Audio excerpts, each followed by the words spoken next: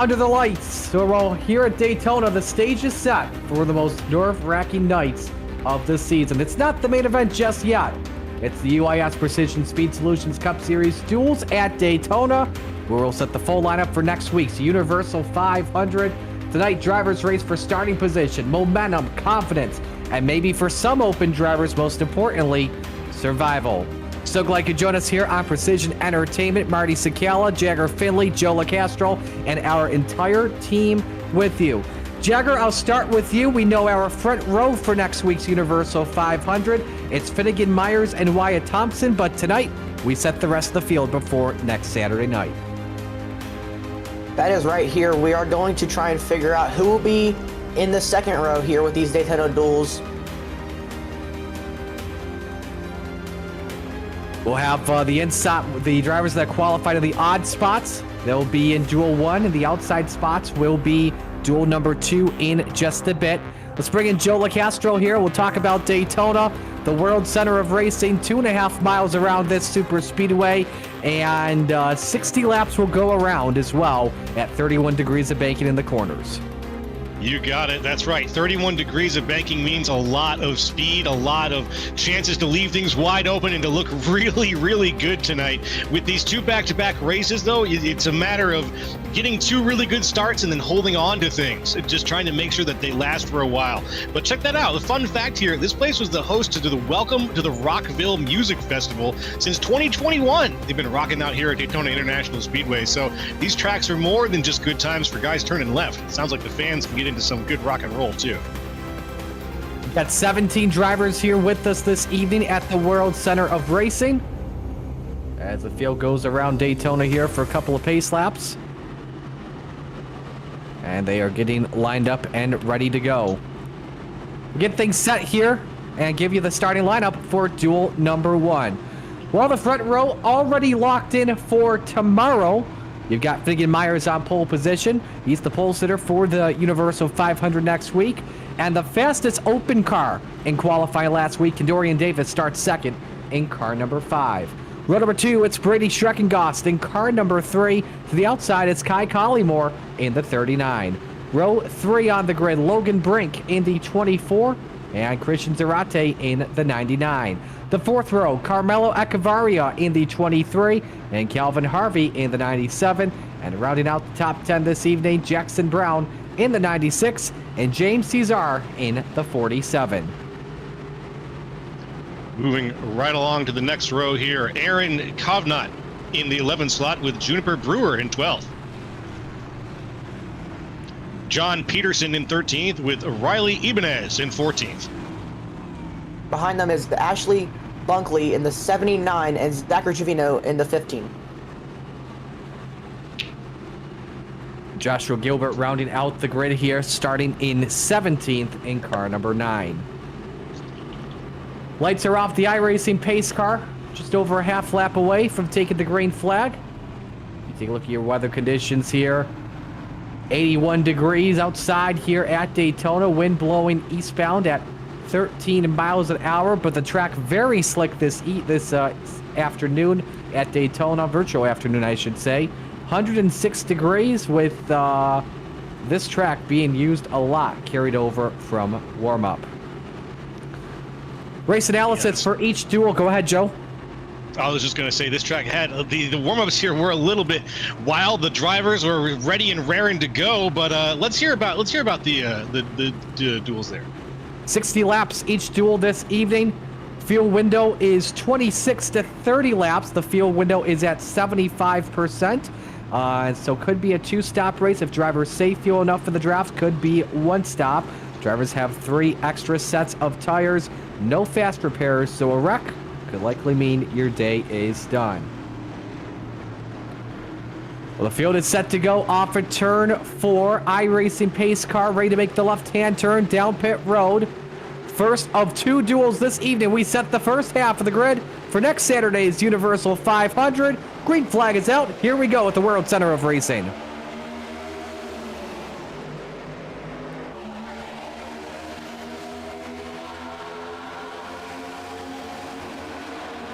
That's That's a great launch for Myers off the jump, just a little bit ahead of Davis there as the first 4 cars are in a nice sort of single file there. But in the back, we've got some craziness going on. 2 wide and 3 wide in the second half of the field off the corner. But for right now, it's Myers out in front, Shrek and Goss second, and Brink in third. Side by side, fourth spot up for grabs. Kovnat and Calvin Harvey. They're making their way off for turn number 4. Myers commanding the field still in his 00. Will lead the opening lap of the 60-lap duel. That top lane is starting to come in here now with the 39, getting pushed by that 99. They're coming up, gonna push the 91.15. Maybe they'll start contention for that 4th, maybe 3rd spot. Maybe they'll even go to the front row. Jagger, I want to keep you on here with this real quick. Let's talk about the package as well being carried over from last week. Of course, I mentioned the 75% fuel cap. But again, just like 2 weeks ago, there was that bump as well in horsepower by about 10%. So drivers using just about 737, give or so. Yeah, that horsepower increase definitely has been beneficial here speed-wise. It has caused a lot of drivers to get a little bit more squirrely, as we saw, especially in warm-ups. Saw in the opening lap, definitely in the back and the rear. It definitely decreases how the car handles downforce-wise because the downforce isn't that great in a stock car, and with the horsepower increase, the downforce can't really match it that well. It definitely makes racing a lot more interesting. First driver up on the outside, Logan Brink in the 24 with help from Collymore in the 39, and this can be a track where on the straightaways, the high side can be the place to be as long as you have it lined up. Good pushes coming from Collymore as well as Brown in that 96. You also see a little bit tight Harvey in that target machine. And there's the cut up from Finnegan Myers trying to block both lanes. Risky to do early on here, especially in a dual race. And that from Myers is really an aggressive solution to try to throw a double block early on, trying to control both lanes, whereas we're only the very beginning of a 60-lap, the first of 2 60-lap duels here. He's got to find a spot and stick with it. As we see, the top line, though, has absolutely found the speed, where it looks like Myers just didn't.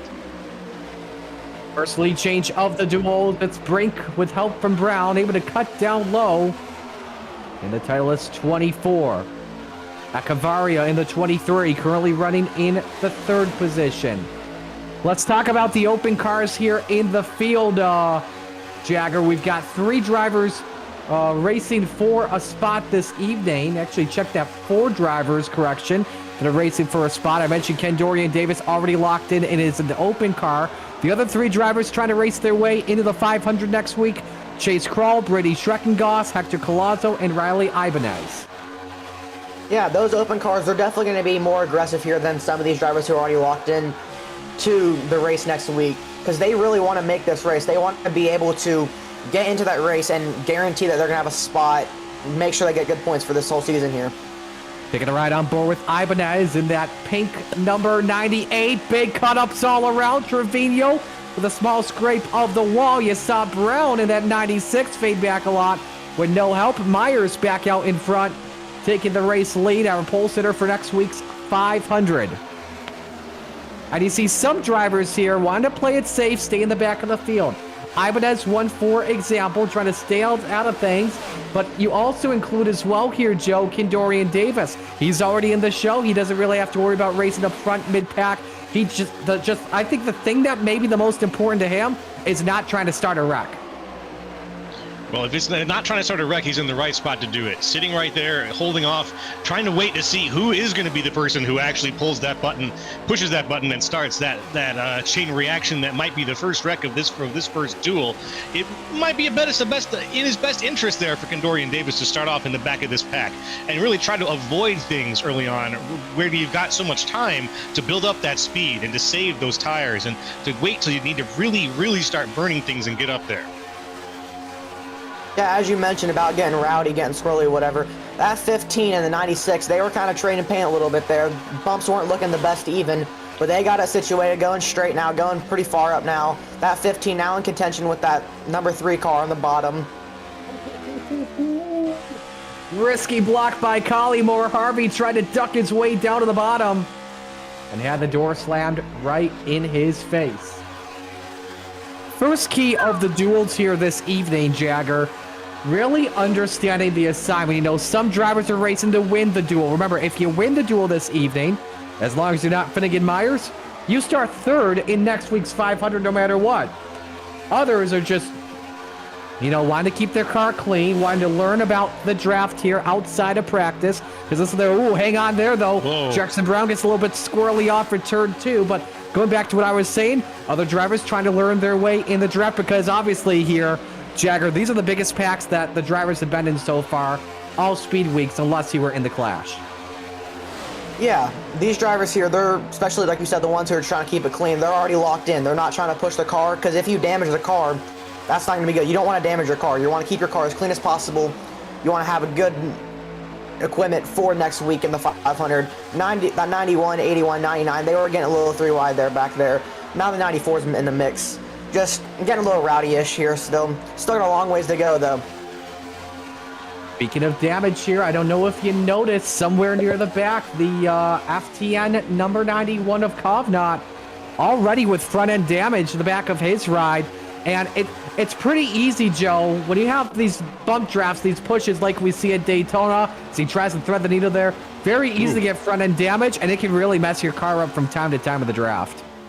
You're absolutely right. It's a matter of maintaining the aerodynamics of the machine, and you think maybe with all this drafting, it might not go a long way if you keep the nose tucked up in. That the airflow might flow up and over the hood of the car a little bit. But what we find is that any amount of damage to the front of the car, it just reveals the fragility of the overall system. If you don't have any air there and you don't have it flowing right, your chances of getting up to the front of the pack and not having to really work hard or get lucky to get there, they just diminish almost immediately as soon as you get damage on the front of the car. Kovnat currently running in 14th, started back in 11th. Biggest movers of this race so far, Jackson Brown up 8 spots, up 7 Zachary Trevino, Joshua Gilbert, up 6 is Calvin Harvey. At the moment, those are the top 4 biggest movers of this race. So we're 1/6 of the way through here in duel number 1 at Daytona. That will set the field for next Saturday's Universal 500. That will be shown right here on Precision Entertainment at 9 p.m. Eastern Time. Top 5 all single file at the moment, soon to be top 6. Brown leading Harvey, followed by Schreckengost, Finnegan-Myers, Logan Brink, Carmelo Echevarria. Already approaching some lap traffic as well. Asher Bunkley in the 79 car here. And it's gonna be tough as well for drivers at the same time here, Jagger, especially when you're double file, because sometimes it gets a little bit nerve-wracking when you're 3 wide at a place like Daytona.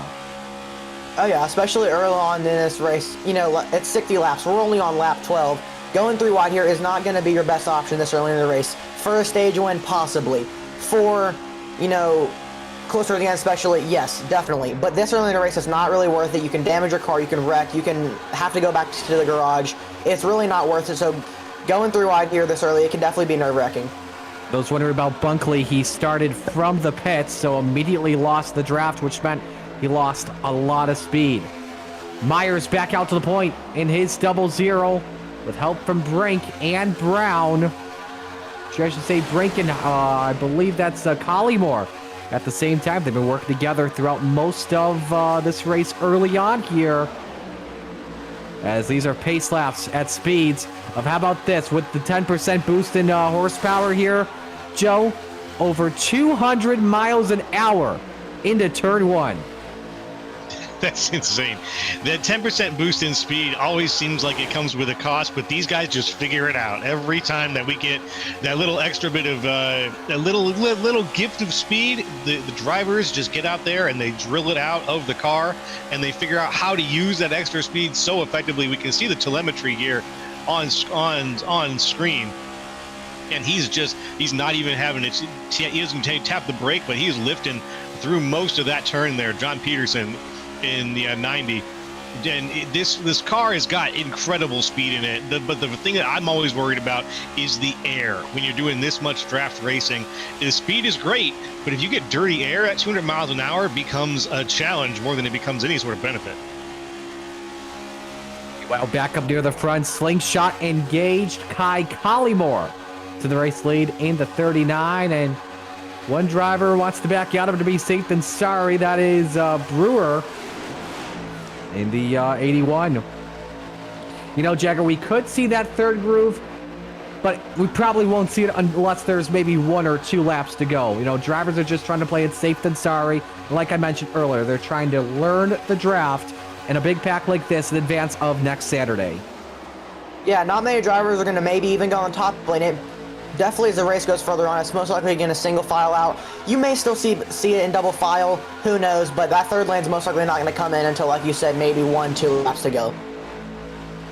I mean, Joe, with the way they're racing and trading the race lead here and moving up and down in blocks like what Collymore's doing, it's like they're racing like it's the last lap. Yeah, we've seen these big blocks. We saw Myers with big blocks. We saw Collymore. We saw Brown also, I think, throw a big block here. Woo! As Brown gets almost door to door with Collymore there. These guys are not afraid to throw them. Marty, it's been wild out here. Honestly, these guys have been racing like it is closer to the last lap of the first duel here. And I'm just watching, oh my God, with grit teeth as Collymore now goes up to the outside and blocks Brown. It just makes you pray at the same time, Jagger, when we get to duel number 2, that there's a lot of single file racing. But what we're just seeing here in duel 1's fantastic so far. Oh yeah, the energy is amazing, really great for this broadcast. But, you know, maybe duel 2, they'll see that, hey, they're being a little too aggressive. Maybe they'll learn from it. Wow, crazy block there. Sorry. But you were good. Maybe duel 2, they'll learn from this. Learn, hey, single file will probably be better than running double file. Throwing these crazy blocks maybe not be worth it this early into the race. Jackson Brown back up front with help from Harvey. You know, Joe, the duels can really tempt drivers from time to time into racing too hard too soon. You know, the smart ones usually wait, they learn what their car has, and try to make their move late. The worst thing you can do is force a 3-wide situation a quarter of the way through like we're at right now, and end up wrecked before the big race. So basically, don't overplay your hand too early. Yeah, you're right about that. Don't overplay the hand too early. And I'm watching here, and these guys are playing card after card after card, and they're taking chance. Oh, there we go. Taking chances as Brown is into the nose of Myers a little bit. They didn't quite get enough distance to close the door on him there. These guys are playing every card they have as soon as it gets dealt. And right now, it has been probably some of the most exciting Daytona racing I've seen in a while here, especially out of these duels. There's been challenges. There's been lead changes left and right here. And you know what? It makes me think a bit about Asher Bunkley. Like, he started from the pits. Maybe that was an intentional strategy to try to maybe play it cool, or maybe it was just a misstart. But starting from the back, as we talked about a little bit also with Kendorian Davis, might be the strategy here. God grief, how sideways Collymore was getting insane with Brown as they tried to thread the needle. And Finnegan Myers is the lone man upstairs. Now, typically, we talked about the sucker hole a lot last week, Jagger. 2 weeks ago, I should say, during the clash, but I don't think a sucker hole is really needed. It's basically you don't want to be upstairs in the attic line. Yeah, as you saw, Kai Collymore, it looked like he may have gone into Finnegan Myers, kind of pushing him up almost, as if you normally see in maybe a short track race. That wasn't too helpful for anyone there. Kai Collymore went back further down in the row.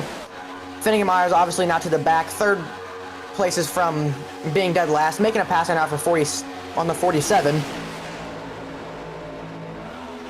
Meanwhile, first driver now on the outside line. Ibanez in that number 98-94 ride. Gonna take a chance off at turn number 4, one of the open cars in the field. Again, Davis already locked in. We're looking at the order here currently at the moment. It's Ibanez followed by Schreckengost. I've got that correct. I don't believe Chase Krall is in the field this evening, nor is Hector Collazo for Duel 1. So as we continue on here, it's still Jackson Brown out in command of the troops at the moment. There's got to be some drivers here, Joe, that are, you know, just minding their P's and Q's. Other drivers are probably thinking, come on, guys, let's just relax. And other drivers may be calling people out for racing this hard early here as we're a third of the way through. You know what? It's possible, as we see Finnegan Myers, one of our previous race leaders now, almost at the very back of the pack. And with him, he brought some, 3 wide, 2 racing for a little bit. But now if Myers is falling back there, maybe he's one of those guys who's thinking, all right, maybe things are too hot up here, too exciting. I'm going to fall back a little bit. I'm going to get back here where these guys are cooling off. But as soon as he got back there, they were good. He was the one putting it 3 wide, and things were a little bit wacky for a second. But now you can see, very back of the pack, that's where Myers is sitting right now. He's sitting 16th place. And it looks like there's a couple other names maybe that have been cycling around there, but the action is now a little bit further back in the field than it was early up in front just a few laps ago. Myers just trying to get out of Dodge at this point. And again, regardless, he is locked into the pole for the 500 next Saturday, so doesn't really need to worry about a single thing. So it's Brown out in front, Harvey second, Echevarria third, Zarate fourth, Kovnat rounds out the top 5, and Jagger, I'll bring you in here on this as we talked with you a lot about pit strategy 2 weeks ago. Pit stops with the 75% fuel cap could be expecting them in just a couple laps from now. Yeah, some drivers, especially in the back, maybe Finnegan Myers, they may be trying to just hold off, maybe, fuel save a little bit, not going full throttle just to make sure they can get just that extra lap or 2 on these other guys, pit with each other, and still have the draft, but not be in the main pack, but have that 1 or 2 lap advantage they got. And the draft, when you're in the draft, you do have the freedom to left.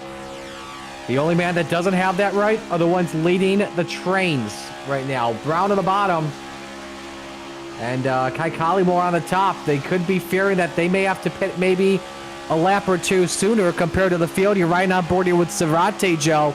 Again, that's the benefit he has. You look at the throttle. He can lift, he can coast throughout the corners while maintaining that speed of 195 miles an hour.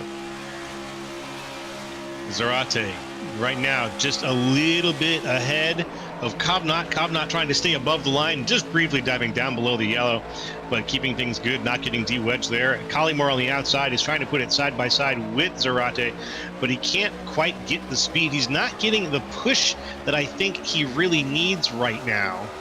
From, is it Caesar right behind him? Yes. Looks like that Slipknot car is getting, he's getting there just every once in a while, but the push isn't resulting in a big surge for Collymore right now, who is trying to get that speed and just not able to find it on the outside. When it comes to that pit strategy as well, at the same time, you better hope you have friends here, Jagger. Pick your partners very carefully. If they're not teammates, if they're teammates, obviously you're in your little Discord chat, your private chat, figuring out what lap you're coming in and when you're going to communicate, when you're going to put the hand out the virtual window and let the drivers know you're coming in. Yeah, like you said, without being in a team, that's going to be definitely tricky because you don't want to announce to everyone, hey, I'm pitting in this lap until you are actually pitting in. You want to try and privately message someone, and that can get a little tricky sometimes. And if you're not doing that, you're most likely going to be left out with the draft and go a lap, maybe even 2 laps down. Sometimes don't text and drive, folks. You don't want to be pitting alone, though, without question. You want that draft. The draft can either be your best friend at Daytona or it can be your biggest enemy, possibly. We'll just have to see. But 5 cars right now only on the outside at the moment. Collymore in the 39, Cesar in the 47, Brink in the 24, Trevino in the 15, and the 9 of Gilbert. We haven't seen a lot of cars up on the outside like this in a little while here, Joe. And obviously pit strategy coming up in a little bit is being a factor. Well, here comes Collymore too, up to the front like a bat out of hell. What a move. Collymore flies to the front with Cesar right behind him, and I'm wondering if they're going to slide down to the inside lane or if they're going to keep up the momentum on the outside. You mentioned that the inside and outside lanes at different times at Daytona can be very advantageous. The outside lane is often where you go for the speed, and that's where they found it right now. Collymore's got it, and he's holding on to it. He's staying high on the outside of the track as opposed to sort of fighting the temptation to go down to the inside. And it looks like now what we were just talking about, but the time I started talking to finish talking, most of the field has gone from the inside of the track to the outside. I'm wondering here, Jagger. Go ahead. Yeah, only 5 drivers now, 3 on the bottom. 2 now, looking to make it 3 wide now, actually. That top line has come in. Maybe it could have been that Kai Collymore, he was saving fuel. He could have been only going 60, maybe 70, unfortunately, 80% throttled. Or it could have just been the top line came in. You know, it kind of makes me wonder as well. I'll get back to you on this tier too, Jagger. Kind of makes me wonder if maybe Brown was actually stalling the low line just a little bit so he could have drivers in front pass him, and that way he could get back in the draft and save a little bit of fuel himself. Yeah, like I said earlier, that 1 or 2 laps can be, you know, can make or break a race, because if you pit by yourself because you had to pit first and everyone else has an extra lap or 2, your race is basically over there unless you get a caution. So by him doing that, he could most likely get an extra lap, maybe 2. That's a stretch, but it's still possible. We got drivers pitting. Let's see what happens off for turn number 4. Jackson Brown's lost it, and he's all by himself.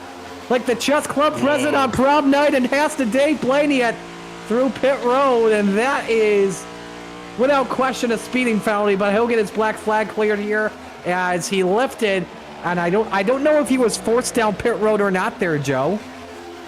I couldn't tell. I thought honestly he was just part of the pitting strategy, and but then when I saw that immediate speed that he had when he moved out of the line, he didn't slow down at all. There was no burst of smoke, like smoke from a sudden hit to the brakes. There was nothing, and I was like, he is flying right now. Watching him go across the line, all I could think is he is just going to go ahead and accept whatever penalty comes his way. Collymore, the leader's in. Same with the 9. Couple of brake lockups. Pit road speed 60 miles an hour. Everybody jamming on the binders here. And I don't see any black flags. So Collymore, Gilbert, Schreckengost, all good there on the stop. Now they come in on lap number 29, which could make things very interesting, Jagger. I'll let you take this here because they got to go 31 laps the distance. Could be close on fuel, possibly. Yeah, Collymore, we just saw he skipped his box there. Going the distance, like I said earlier, saving fuel, maybe going 50% throttle, sticking in that draft, just doing everything you can to stretch this fuel run. I don't know if they pitted early here trying to, you know, make sure they can make it, or if they decided, you know, hey, let's pit, be the all balls out, and try and hope for a caution and pass everyone else after that. Cesar Payne almost did not have any help until Juniper Brewer decided to come in last second.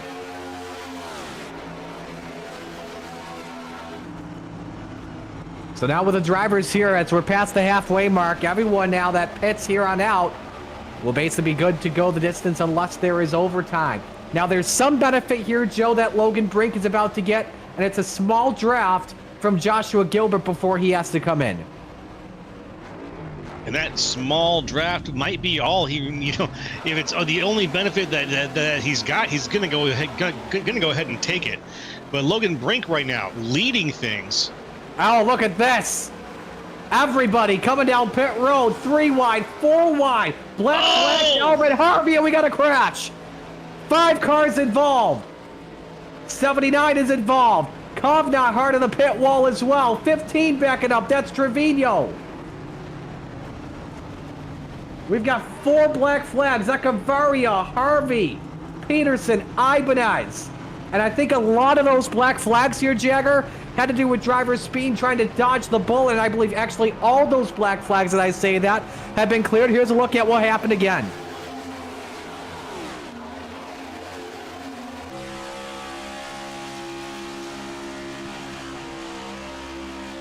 This is the onboard here with Kovnat. This I gotta see.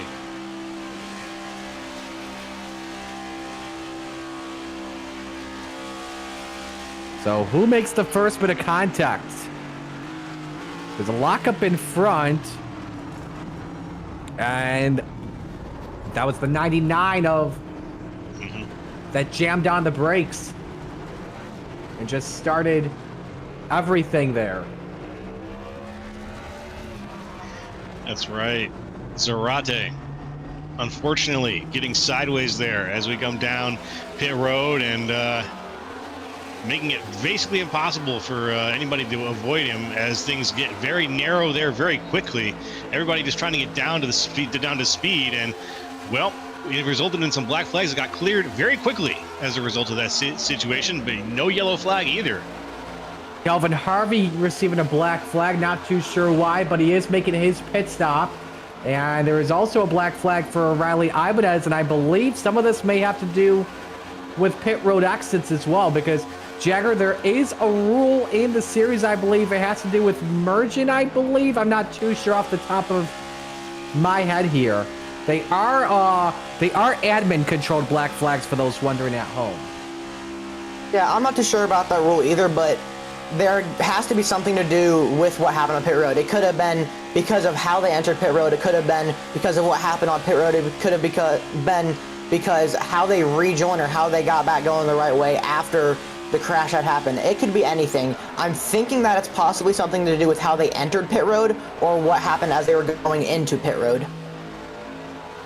So everyone's made their stop to try and get to the distance. Let's reset the scene for you here with 27 to go. We've got this top three all alone. Finnegan Myers, the pole sitter for the 500 next week, followed by Logan Brink, Carmelo Echevarria.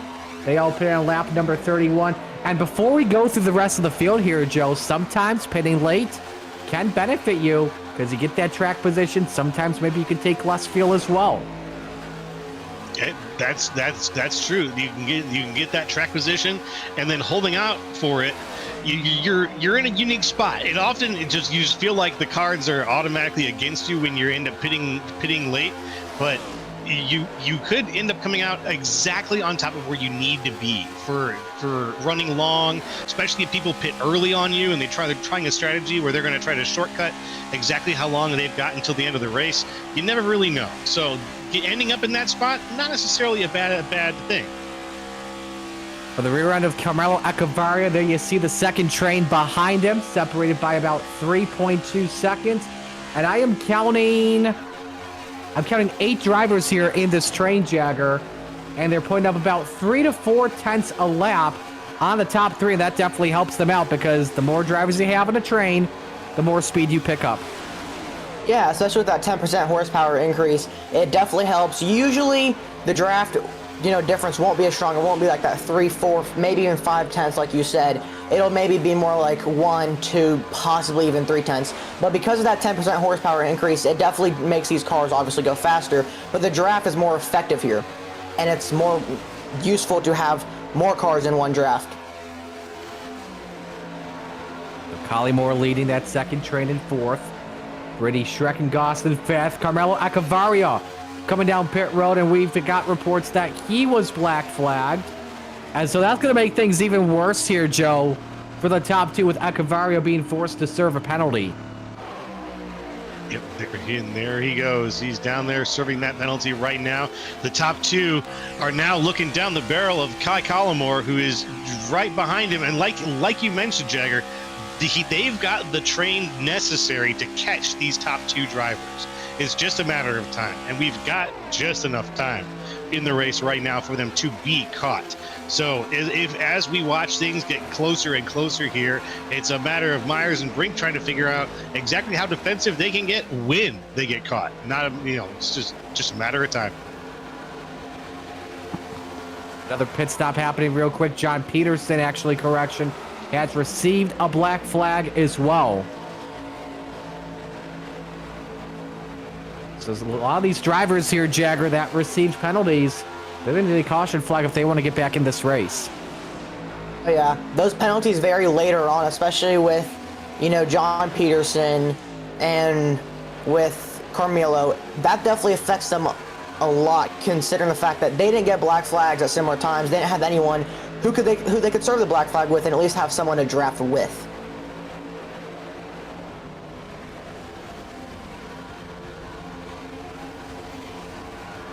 And the second train eats up Myers and Brink here, Joe, without question. They'll make that slingshot on the outside, and they'll just leave basically Myers and Brink vulnerable where they really won't be able to block. Yeah, that's what I'm kind of wondering. I'm wondering if this train is going to meet them and move to the outside and kind of try to go around them on the outside, or is it going to meet them and just join up and then maybe someone from the back of that train is going to make that push to the outside, as opposed to Collymore here. But we're about to find out. Collymore moves up to the left. Myers makes like he's going to block, but can't get out there fast enough to avoid the inevitable. The new race leader, Kai Collymore, Schreckengoss, Gilbert, Zarate, soon to be Kendorian Davis, the new top 5 here at Daytona. 21 laps remaining in Duel number 1. A reminder, Duel 2 coming up just around the 9 o'clock hour or so right here on Precision Entertainment. A look on how the open cars are doing real quick. You know, Kendorian Davis is already locked into the 500. Davis, final car in this lead draft, currently in the 9th position. Brady Schreckengoss now looking for the race lead. Pulls up underneath Kai Collymore, and the open car goes to the point. Finally, Riley Ibanez, who suffered a penalty and all of that, currently a lap down in 16th.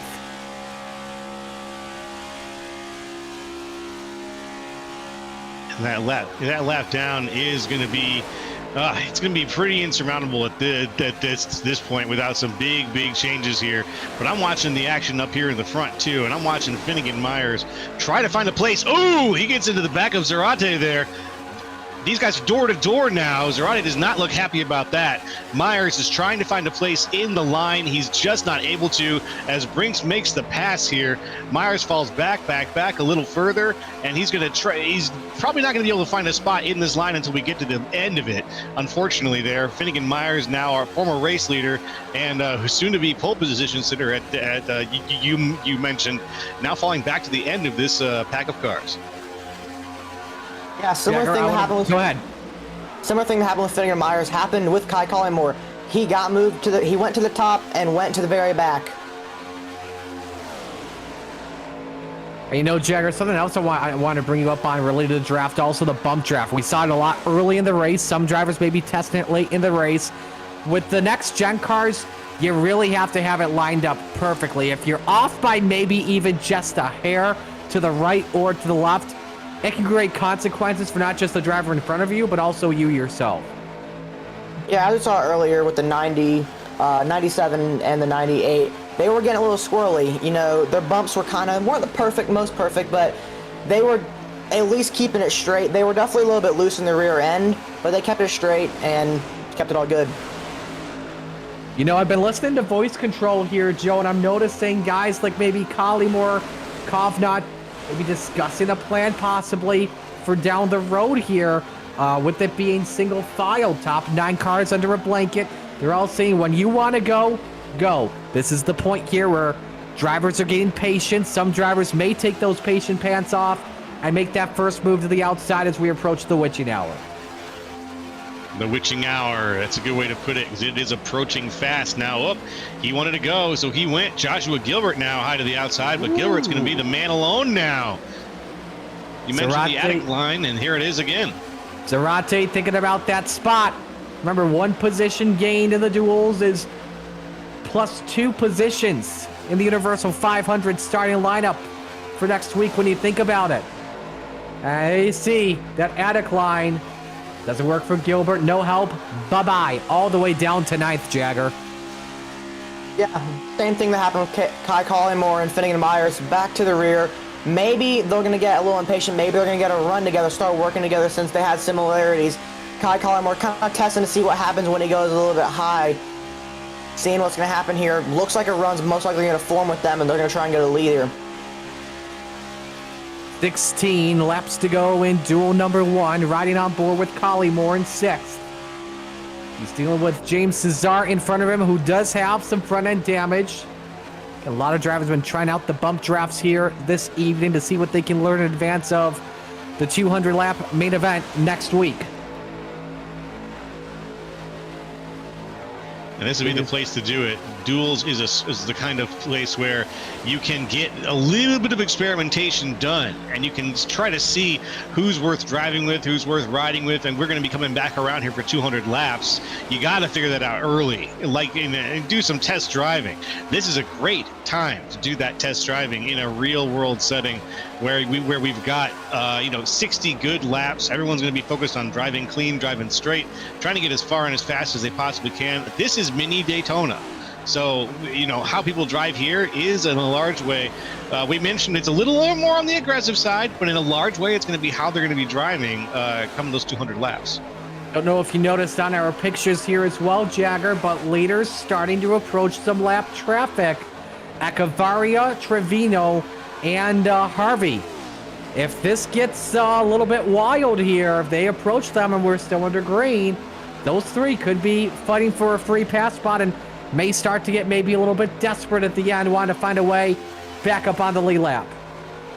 Brady's about 3.6, 3.5 seconds away from Carmelio and that pack there. So in about maybe 2, 3-ish, laps, depending on how grouped up they get here in this front pack, they may catch up to them, and we'll see what they do there. If they start fighting with them, if they just stay in front and they just fuel save, the leaders fuel save, just to guarantee in case they have an overtime here. On board here for the back of Shrek and Gost. Joe, is the leader a sitting duck here at the white flag? I know that's a long way away, but could they be a sitting duck at this point? Oh man, it really depends on who's got the help during the hunt. I guess if we're using the sitting duck analogy, who's going to help out with that hunt? Who's going to help when you move to the outside and you're ready to make that play? Who's going to push you there? Is someone going to make that move with you to try to get a slice of you, or is it your teammate who's going to help you? But I think whoever is behind the white flag leader at that point has a decision to make. And the decision is, do I have the speed on my own? Which the answer is going to probably be no. And do I make a move thinking somebody will go with me on the outside and try to get that speed for second place even? So we'll see. But I think are they a sitting duck? A few things have to fall into place for them to really be considered a sitting duck if things are running the way they're running right now. I'm noticing some drivers laying back. That may be key during the white flag. One driver trying it here, Jagger. Kai Collymore in 6th. He had a ton of real estate between him and Cesar in 5th. And the ground he just made up actually worked pretty well. Yeah, Kai's been, ever so slightly just trying to stick his nose above James, see what will happen, what James is going to react to, what people in front are going to react to if they're looking in their mirror, what's going to happen. He's hoping that maybe Finnegan and Myers will go with him, maybe other people will go with him, and that he can just go to the front from that.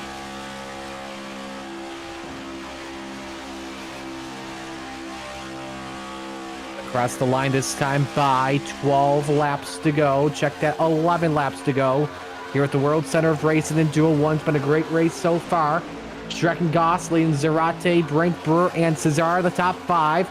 Collymore, Davis, Myers, and Gilbert all in this Amtrak train as the leaders start to approach some lap traffic.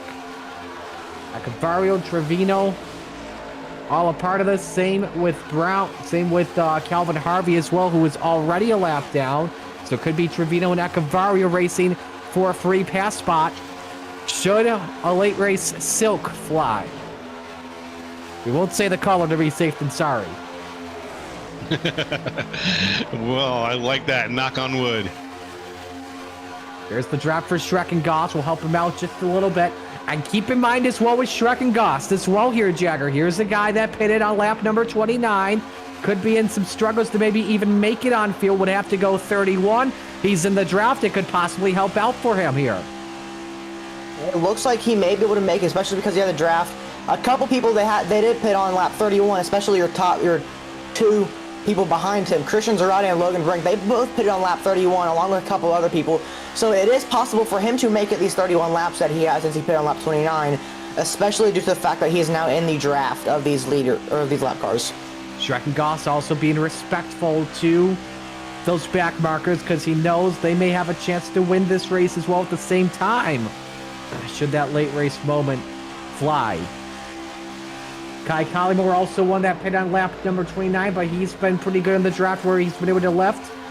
I've been seeing some drivers, though, here, Joe, at the same time, fan their way to the bottom just to get a little bit of clean air, I believe, underneath that grill, so that way when they know, so that way they bring down that oil and water temp, and then that way when it starts to hit like maybe 5 to go or under, they can push to the fullest extent.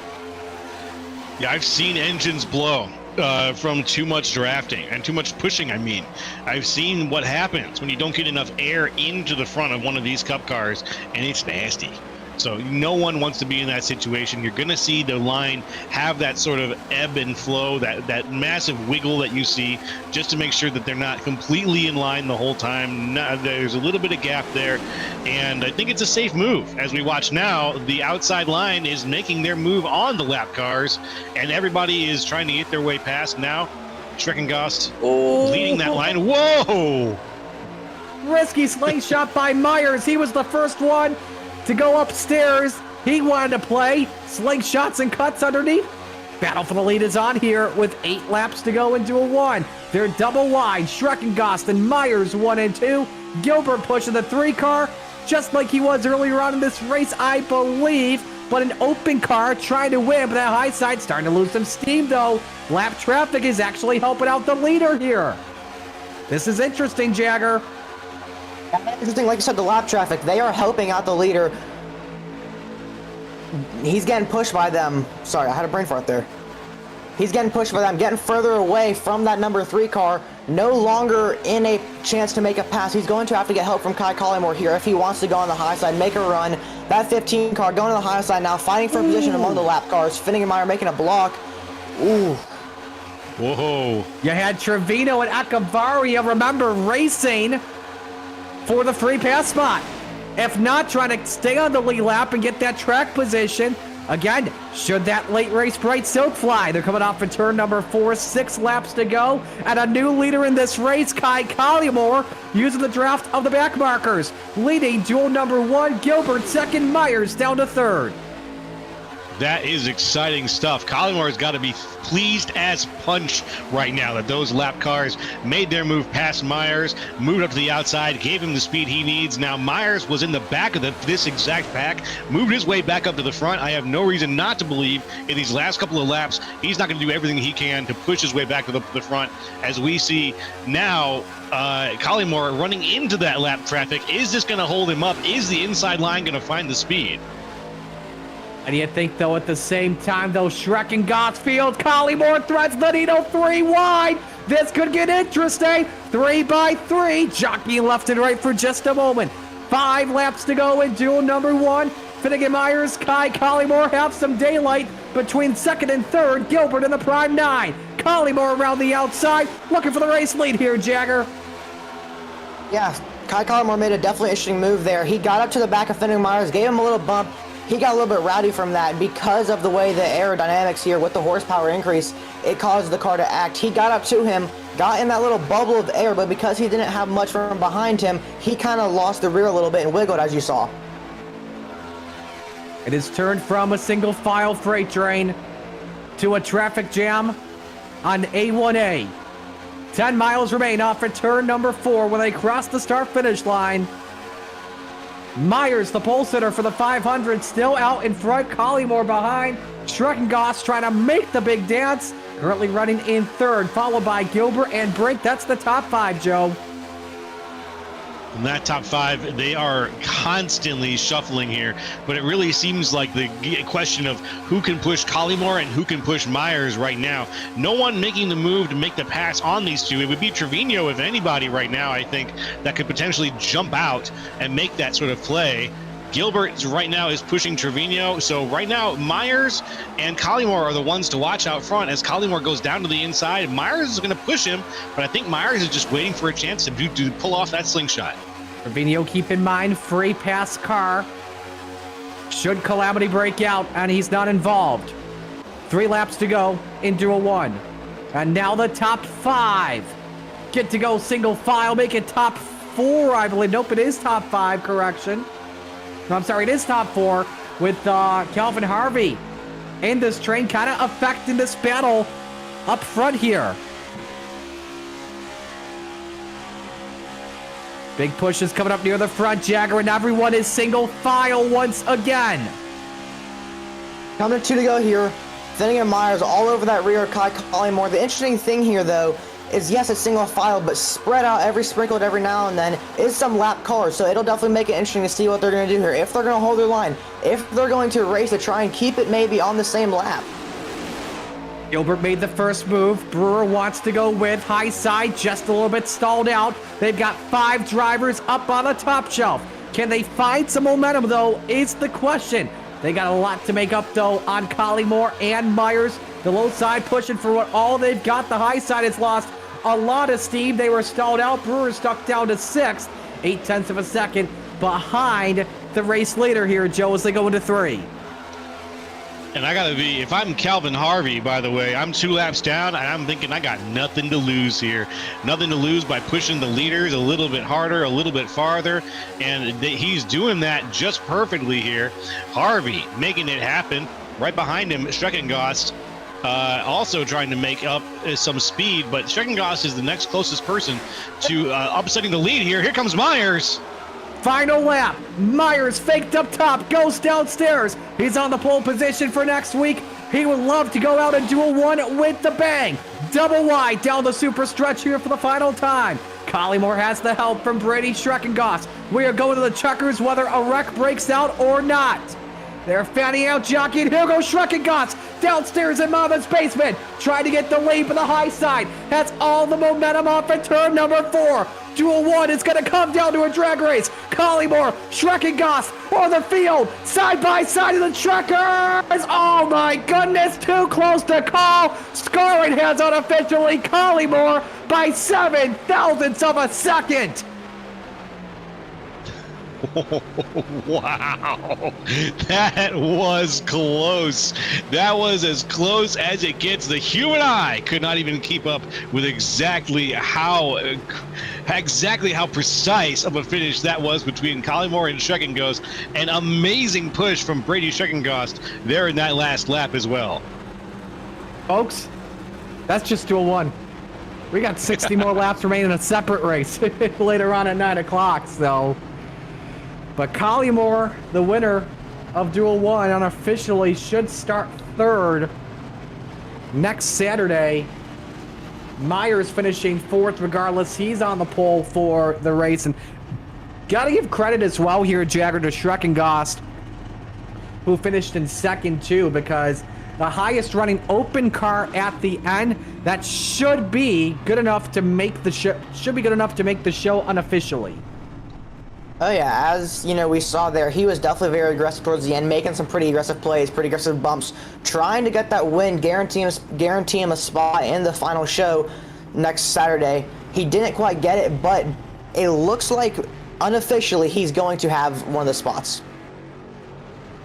I think we got to give credit as well here, Joe, to all the drivers that were in that lead pack at the end. They drafted picture perfectly. They were side drafting. They were banging doors perfectly. And there was no wreck at all to the checkers. You're right. It was about as exciting as a NASCAR race can get without looking at a yellow flag. There was bumping, there was grinding, there was a push, there was a shove, but there wasn't a need to call any of it off. It was good-natured, hard racing. Absolutely. Let's bring up the results here from race number 1. An exciting 60-lap show. Collymore 7 thousandths of a second over Streckengost. Christian Zarate in 3rd. Finnegan Myers in 4th. Josh Gilbert 5th. James Cesar in 6th. Kendorian Davis in 7th. Juniper Brewer 8th. Jackson Brown 9th. And Zachary Trevino is 10th. Jagger? Yeah. Carmelo got 11th. Asher Bunkley in 12th. Aaron Kovnat, I'm not sure if I pronounced his last name correctly. Forgive me if I'm not. In 13th, rounding off Logan Brink in 14th. Kelvin C. Harvey in 15th with Riley Ibanez in 16th. And rounding out the field, John Peterson. You know, Collymore actually just shared his black box of his fuel. He was left with 0.3 gallons once he finished the cooldown lap. For those wondering, 31 laps on that run. So step aside, take a quick break. When we come back, we'll talk to your race winner and any other notable finishers here. Stay with us. Live coverage of the duels at Daytona for UIS here on Precision Entertainment.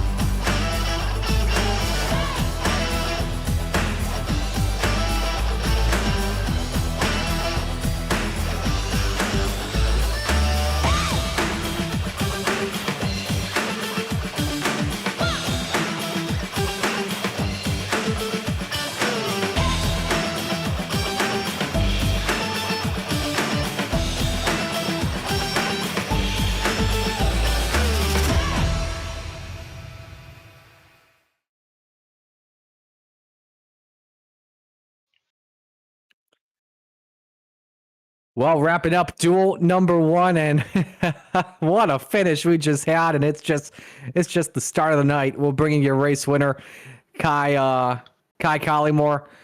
Kai, 7 thousandths of a second edging out Brady Schreckengoss. How does that feel to get the to continue on Speed Weeks, getting a dub on your back pocket?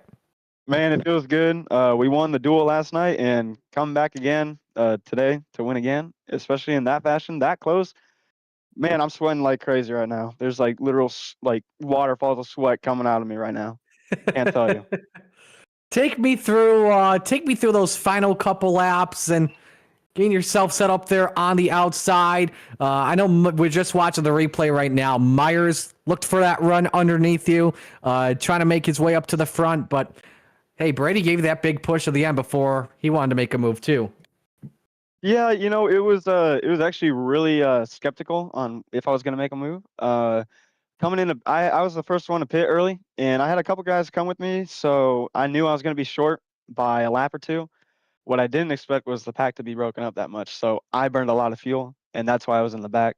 But Myers and I, we've worked together a lot in this league and a lot on super speedways in general. And Josh, he also was gonna work with us, but Myers didn't really want to wait that long, and I can't even blame him. So he went early, and I wanted to get in that little comfort zone before I went. And when we went, I was just waiting for it all to just cycle through and just be a little more aggressive, and then it kind of filed out once I got clear. And Finn was obviously going to make moves. I knew that, and I knew I had to hold him behind me as long as I could up until the white. And then going into turn 3, I knew Brady was going to make a move, and I knew he had a little Chevy boy behind him, and I was like, oh, please don't go with him. And then I saw Chris in that beautiful 99 scheme come to my back bumper and shove me to that line. Man, I owe him my life right there. No, I'm kidding. I owe him one, though. How much momentum do you feel that this gives you into next week? I know that's a completely different race. You got 200 laps, a bunch of pit stops, a couple of stages as well. How much do you feel like this could give you for momentum towards next week? Definitely a lot. We've always had a great showing at the UIS 500. Just seems like we can't finish it fully. We've gotten close 2 years in a row. But this is our best speed week so far. We wrecked out in the prospect series when we dominated, but the what's it called, contender series, and now the cup series win back to back. I think that's a great showing. And just now knowing with the changes they made to the package and learning how it goes, especially with how the clash was, it really shows like I know how to make moves and how to control the lanes. Me and Finn were gonna fiddle with that a little bit, and with all that confidence going into the big race, we're looking to get this 39 40XLI Ford Mustang into victory lane for the first time in the US 500. Anyone you want to give shout outs to before we let you go? I got to give a shout out to my mom for giving birth to me, and my dad for helping with that as well. Shout out to 40XLI, bringing fast race cars every week, and especially this week.